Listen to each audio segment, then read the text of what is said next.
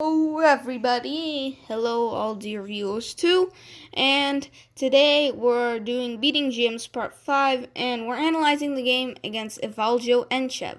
So let's start the analysis.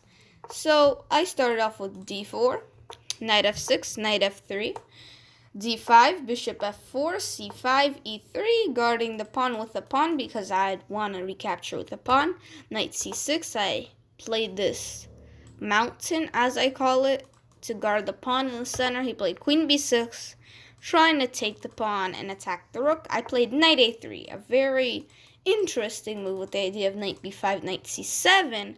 So he decided to play c4 to cut my bishop off from the knight coming in. This is not the best move in my opinion because of b3, and I break open his pawns, and I'm slightly preferable.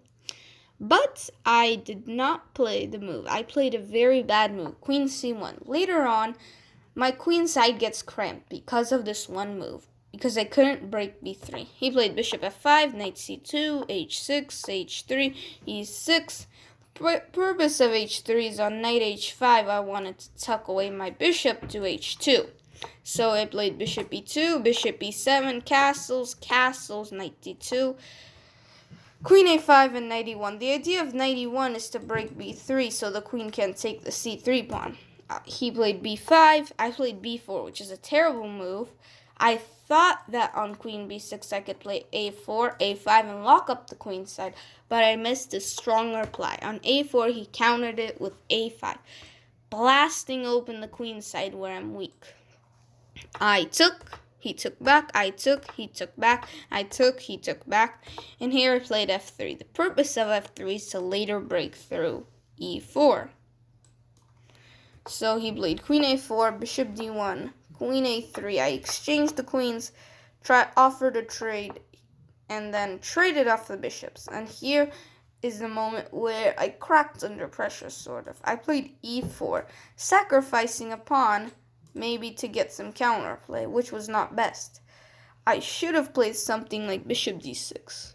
I played e4, pawn takes, bishop e5, with the idea take the knight and create some complications. He took, I took, he took, I took, and here I'm down a pawn, but I have some compensation, but it's lost. Played f5, I played knight e3, he played rook a8, I played knight take pawn, taking the pawn and equalizing. Here, a very important move is bishop c1, cutting off my knight from coming back, with the idea of rook a1 and trapping the knight. And here he should just be winning. But he played rook a1, a very big blunder. I guarded my knight and played the strong move knight d2. The idea of knight d2 is on knight takes d2, I can take with the knight. And if he takes with the bishop, I take his rook. While on bishop takes d2, I take his rook. He takes my rook with the knight. I take his bishop here, and I'm fine there too. So he took, I took, and he played bishop b2. Rook a2 was preferable with equality. I exchanged and brought my knight back, guarding the chain right here. So he played king f8, king f2. Here, in my opinion, it's important to escape with the bishop before it gets trapped. But he did not. And then here I could have played king d3 with the idea of c4 maybe.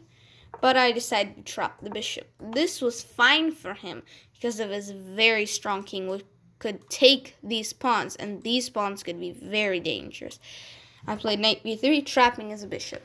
And here he had to play a very important move. Bishop takes c3, trading off the bishop for the pawn and then going for the pawns. A sample variation draw is g4, pawn takes, king g3. I activate my king. He starts running with this pawn. My knight comes back. My knight just comes back and forth. And he pushes. I take. He takes. And I play d5. Just removing the pawns. And it's just a draw because I'll take the pawn and scoop up the last one, making a draw. But he missed this. And he played the very bad blunder. King to f2. Which just hangs the bishop, but he thought he could take, and maybe this would queen queen him, this f-pawn. But he was wrong.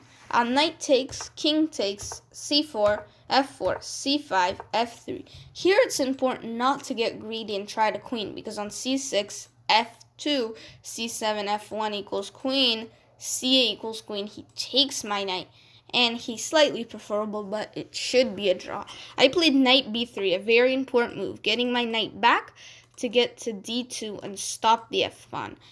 He played f2, I stopped this pawn, and he decided to resign, because if he pushes and queens, I take it, and then when he takes back, this should be okay, but I have a c-pawn that can queen.